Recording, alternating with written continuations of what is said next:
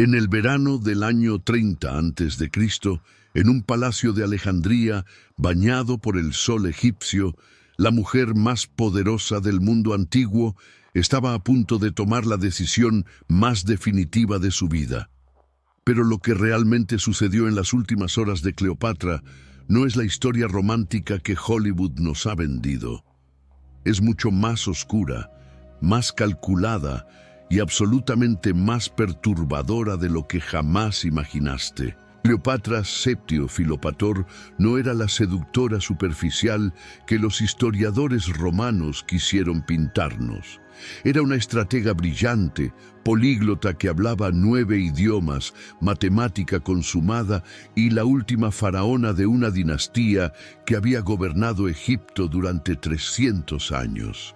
Y cuando llegó su final, no fue el acto impulsivo de una mujer desesperada por amor. Fue el movimiento final en el tablero de ajedrez más sangriento de la historia antigua. Para entender sus últimas horas, necesitamos retroceder apenas unas semanas. Marco Antonio, su amante y aliado, acababa de suicidarse de la manera más brutal imaginable. Después de recibir el falso mensaje de que Cleopatra había muerto, Antonio se arrojó sobre su propia espada, pero no murió instantáneamente. La hoja penetró su abdomen, perforando sus intestinos, pero fallando en alcanzar órganos vitales. Agonizó durante horas, retorciéndose de dolor mientras sus entrañas se derramaban. Cuando Cleopatra escuchó que Antonio aún vivía, pero estaba herido mortalmente, ordenó que lo llevaran a su presencia. Pero aquí está el detalle perturbador que pocas personas conocen. Cleopatra se había refugiado en su propio mausoleo, una tumba que había estado construyendo para sí misma durante años. Las puertas estaban selladas desde dentro. No permitiría que nadie entrara por miedo a ser capturada por los soldados de Octavio, el futuro emperador Augusto. Entonces, ¿cómo trajeron a Marco Antonio? Lo subieron por el exterior del edificio, usando cuerdas y poleas, izándolo hasta una ventana del segundo piso mientras él sangraba profusamente. Imagina la escena. El otrora poderoso triunviro de Roma, el hombre que había sido llamado el nuevo Dionisio, siendo izado como un fardo ensangrentado por las paredes de una tumba mientras su vida se escapaba con cada gota de sangre. Cleopatra y sus 2 sirvientas más leales, Iras y Carmión, tiraron de las cuerdas para subirlo. Los testigos que sobrevivieron esa noche contaron que los gritos de Cleopatra podían escucharse por todo el palacio. Cuando finalmente lograron meter el cuerpo moribundo de Antonio por la ventana, ella lo sostuvo en sus brazos mientras él expiraba. Antonio murió en ese mausoleo, en esa tumba, y Cleopatra cubrió su rostro con besos mezclados con sangre. Pero aquí es donde la historia se vuelve verdaderamente retorcida. Después de la muerte de Antonio, Cleopatra no se suicidó inmediatamente como sugieren las versiones romantizadas. En cambio, comenzó a negociar. Durante días intercambió mensajes con Octavio, el sobrino e hijo adoptivo de Julio César, el hombre que ahora controlaba todo el poder de Roma. Cleopatra sabía exactamente qué quería Octavio: el tesoro de Egipto, las riquezas acumuladas durante milenios por los faraones. Oro, joyas, sedas, especias, pergaminos invaluables de la biblioteca de Alejandría. Y Cleopatra utilizó ese tesoro como moneda de negociación, no para salvar su propia vida, sino algo mucho más importante para ella: la vida de sus hijos. Aquí está el detalle que raramente se menciona. Cleopatra tuvo 4 hijos. 3 de ellos eran de Marco Antonio, los gemelos Alejandro Helios y Cleopatra Selene, y el pequeño Ptolomeo Filadelfo. Pero su hijo mayor, Cesarión, era supuestamente hijo de Julio César, y ese era el problema. Mientras Cesarión viviera, representaba una amenaza para Octavio, quien basaba su propio poder en ser el hijo adoptivo de César. Cleopatra sabía esto. Era una maestra en el juego político romano. Había sobrevivido a intrigas palaciegas desde que tenía 18 años. Entonces comenzó su último y más desesperado juego de estrategia. Envió a Cesarión lejos, hacia el sur, hacia la India, con suficiente oro para comenzar una nueva vida. Le dijo que huyera, que nunca regresara, que abandonara cualquier reclamo al trono. Quería que su hijo mayor sobreviviera, aunque significara nunca volver a verlo. Pero Octavio era igualmente astuto. Envió mensajeros tras Cesarión, prometiéndole que podría regresar a Egipto en paz, que Octavio respetaría sus derechos. Era una trampa, por supuesto. Cesarión, que tenía apenas 17 años, creyó en las promesas. Regresó y fue ejecutado inmediatamente. El asesor de Octavio supuestamente dijo: «Demasiados Césares no es bueno». Cesarión fue estrangulado antes de que su madre pudiera hacer algo para salvarlo. Cuando Cleopatra se enteró de la muerte de su hijo mayor, algo dentro de ella se quebró. Los guardias que la vigilaban reportaron que no habló durante 2 días. Simplemente se sentó en su mausoleo, rodeada de las riquezas de Egipto, en un silencio absoluto. Pero su mente estaba trabajando, planificando su último movimiento. Octavio, mientras tanto, tenía sus propios planes para Cleopatra. Quería llevarla a Roma viva, quería desfilarla por las calles en cadenas durante su triunfo, humillarla ante las multitudes romanas como había hecho con otros reyes y reinas derrotados. Quería que el mundo viera a la orgullosa reina de Egipto sometida y humillada. Era el destino tradicional de los enemigos vencidos de Roma: ser exhibidos como trofeos antes de ser ejecutados en las mazmorras bajo el foro romano. Cleopatra conocía esta tradición. Había visto los triunfos romanos cuando estuvo en Roma como amante de César años atrás. Había visto a Vercingetorix, el líder galo, desfilado en cadenas antes de ser estrangulado en prisión. Había visto a la hermana menor de Cleopatra, Arsínoe, humillada en el triunfo de César. Esa humillación había sido tan completa que los romanos, usualmente sedientos de sangre, habían sentido lástima y perdonaron la vida de Arsínoe. Pero Cleopatra eventualmente ordenó su asesinato años después, porque incluso una hermana exiliada era una amenaza. Cleopatra sabía que ella no tendría tanta suerte. Octavio no la perdonaría. Después del desfile triunfal, después de la humillación pública, vendría la ejecución. Y para una mujer que se había presentado como la encarnación viviente de la diosa Isis, la idea de ser arrastrada por las calles de Roma como una criminal común era un destino peor que la muerte. Entonces comenzó a prepararse. Y aquí es donde la historia se vuelve verdaderamente macabra. Cleopatra comenzó a experimentar con venenos, pero no en ella misma, no todavía, los probó en prisioneros condenados. Testigos reportaron que observaba cuidadosamente mientras diferentes venenos causaban diferentes tipos de muerte. La cicuta causaba parálisis progresiva, pero dejaba a la víctima consciente y en agonía durante horas. El acónito era más rápido, pero causaba convulsiones violentas. El beleño provocaba alucinaciones aterrorizantes antes de la muerte. Cleopatra tomaba notas meticulosas. Quería una muerte que fuera rápida, relativamente indolora y que no desfigurara su cuerpo. Incluso en la muerte, quería mantener su belleza, su dignidad. Era una científica hasta el final, aproximándose a su propia muerte con la misma curiosidad intelectual que había aplicado a todo en su vida. Finalmente, permitió que Octavio enviara a uno de sus hombres, Cornelio Dolabella, para inspeccionarla. Dolabella era joven y quedó claramente impresionado por Cleopatra, incluso a sus 39 años y después de semanas de encierro y dolor. Le contó secretamente que Octavio planeaba enviarla a Roma en 3 días. El tiempo se había agotado. El 1 de agosto del año 30 a.C., Cleopatra solicitó permiso para visitar la tumba de Marco Antonio. Octavio, creyendo que la tenía bajo control, permitió la visita supervisada. Cleopatra, acompañada por Hiras y Carmión, fue llevada al lugar donde Antonio había sido enterrado días antes. Allí se arrojó sobre la tumba y pronunció un discurso que los guardias que la acompañaban recordarían por el resto de sus vidas. Lloró abiertamente, golpeó su pecho hasta que brotó sangre, se arrancó mechones de cabello. Llamó a Antonio su esposo, su amor, su vida. Le rogó que la aceptara en el más allá. Prometió que pronto se reuniría con él.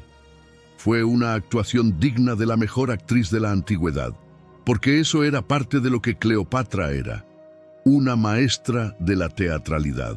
Pero también era genuino. Por más que Cleopatra fuera una estratega política, también había amado a Antonio. Habían pasado más de una década juntos. Habían tenido 3 hijos. Habían construido sueños de un imperio que uniría Roma y Egipto. Y ahora ese sueño yacía enterrado en esa tumba junto con el hombre que lo había compartido. Cuando regresó a su palacio, Cleopatra se bañó y se perfumó. Ordenó que le prepararan una última comida suntuosa. Aquí está otro detalle perturbador. No comió sola. Compartió esa última cena con Hiras y Carmión, sus sirvientas más leales, que habían estado con ella durante más de 2 décadas. ¿Por qué menciono esto? Porque ellas también iban a morir esa noche. Durante la cena, llegó un mensajero desde el campo, aparentemente un campesino que traía un regalo para la reina, una canasta de higos frescos. Los guardias romanos inspeccionaron la canasta brevemente, pero no encontraron nada sospechoso. Solo higos maduros y deliciosos. El campesino fue despedido y la canasta fue llevada a los aposentos de Cleopatra. Después de la cena, Cleopatra escribió una última carta a Octavio. En ella solicitaba ser enterrada junto a Marco Antonio. Era una solicitud simple pero cargada de significado. Le estaba diciendo a Octavio que sabía que iba a morir, que aceptaba su muerte, pero que quería esta última concesión. Era su manera de decirle que él no tendría el placer de exhibirla en su triunfo. Entonces despidió a todos sus sirvientes excepto a Hiras y Carmión. Se vistió con sus más finas ropas reales, se colocó su corona y se reclinó en su diván. Y entonces abrió la canasta de higos. Escondida entre la fruta estaba una pequeña serpiente. No era un aspid, como sugiere la leyenda popular, sino probablemente una cobra egipcia.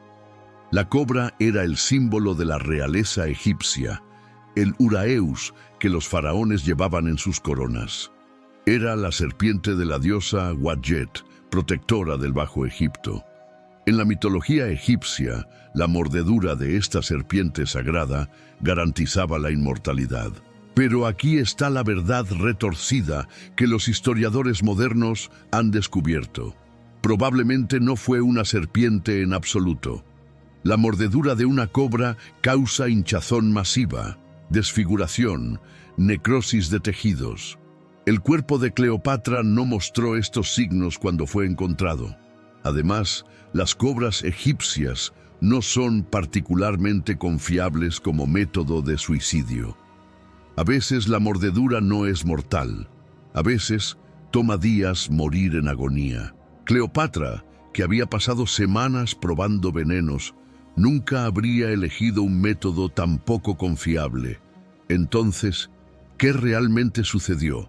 La teoría más probable es que Cleopatra utilizó una combinación de venenos que ella misma había preparado. La historia de la serpiente fue una invención, quizás iniciada por la propia Cleopatra antes de morir, para añadir ese toque de simbolismo religioso y dramático que sabía que los historiadores amarían. El veneno probablemente era una mezcla de opio, cicuta y acónito, cuidadosamente dosificada para causar una muerte rápida que pareciera pacífica. Hiras y Carmión tomaron el veneno con ella. No fueron obligadas, eligieron morir con su reina. En el mundo antiguo, esto no era tan inusual. Los sirvientes más leales a menudo seguían a sus amos a la tumba. Los guardias romanos, alertados por la llegada de la carta de Cleopatra, finalmente rompieron las puertas de sus aposentos. Encontraron una escena que quedaría grabada en la historia. Cleopatra yacía muerta en su diván dorado, vestida con sus más finas ropas reales, su corona ligeramente torcida sobre su cabeza. Parecía estar durmiendo pacíficamente. A sus pies yacía Iras, ya muerta. Carmión estaba junto a Cleopatra, aún viva pero apenas consciente, ajustando con dedos temblorosos la corona de su reina para que quedara perfectamente recta. Cuando los soldados entraron, uno de ellos supuestamente gritó: «¿Es esta una muerte digna de una reina?». Y Carmión, con su último aliento, respondió: «Es muy digna de una reina descendiente de tantos reyes». Entonces murió. Octavio, cuando fue informado, supuestamente cayó en una furia terrible.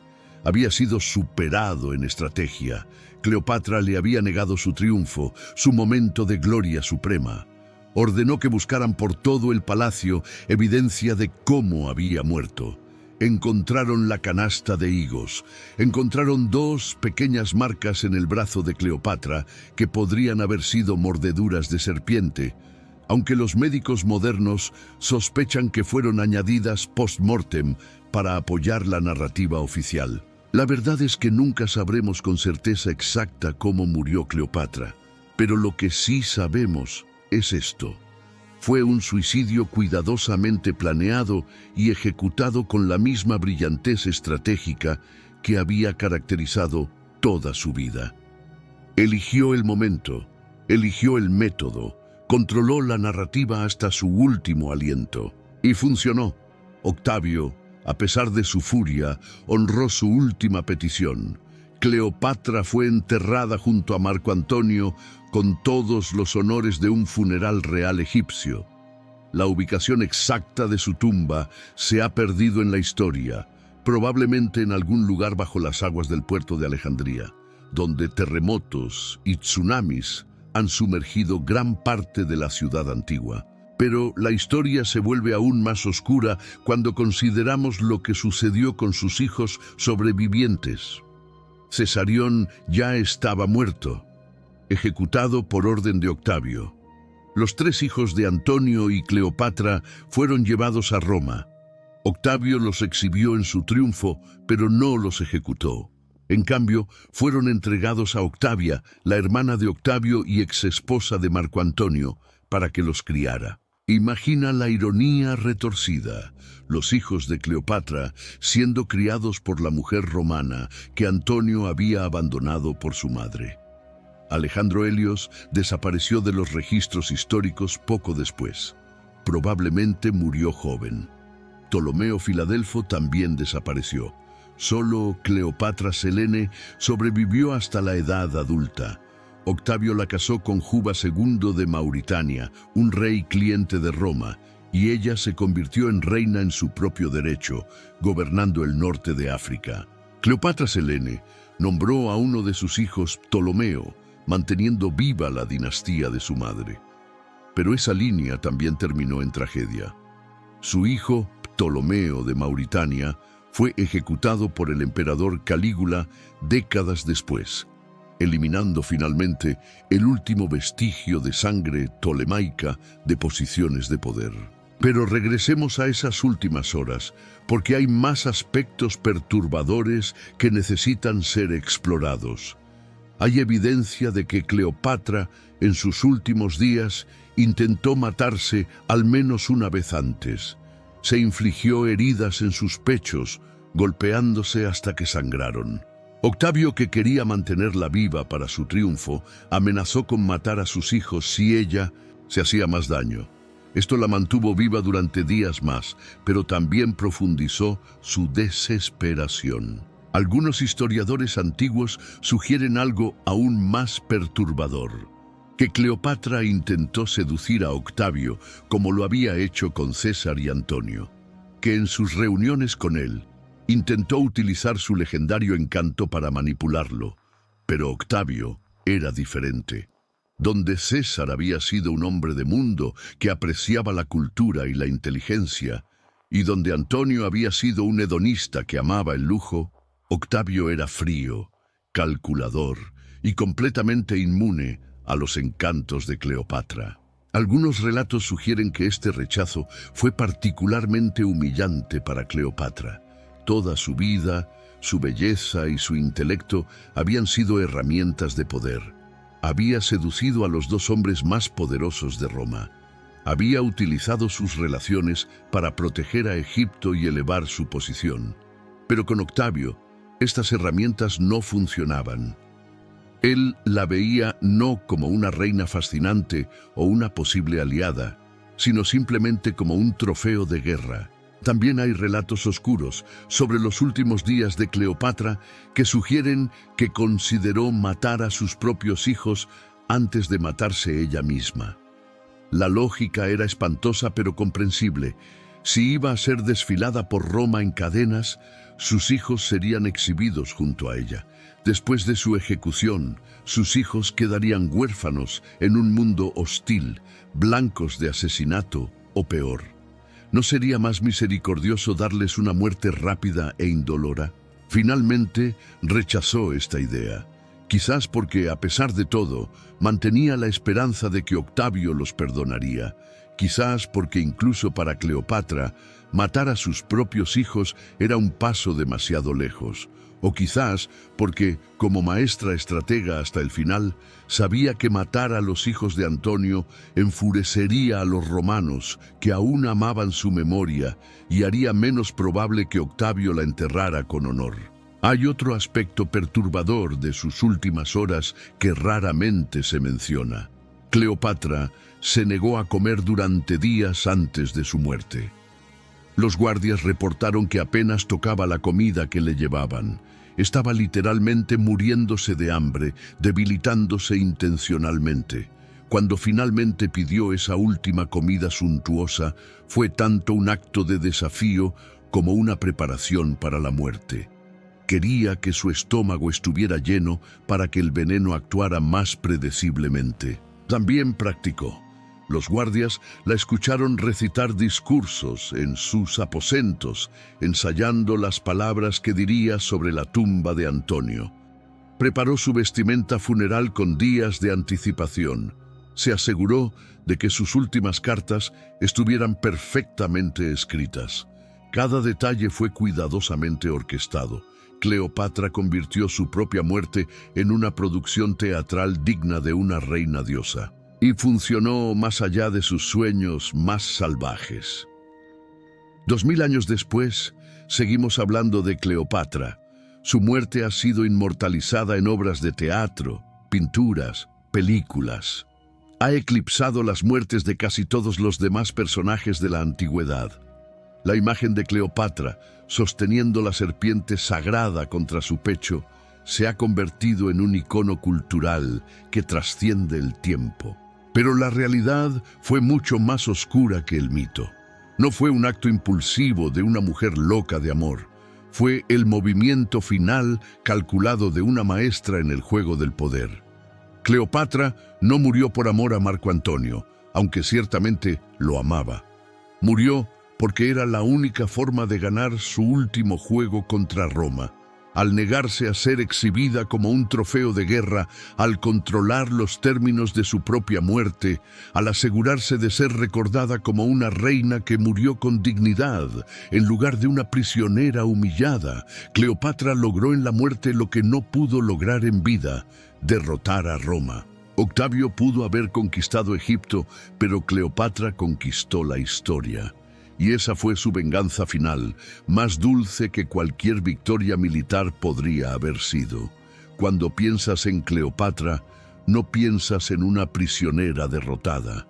Piensas en una reina poderosa, bella, trágica. Esa era exactamente la imagen que ella quería que tuvieras, y murió asegurándose de que así sería.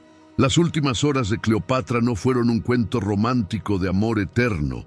Fueron las horas finales de una jugadora maestra ejecutando su estrategia final en el juego más peligroso jamás jugado.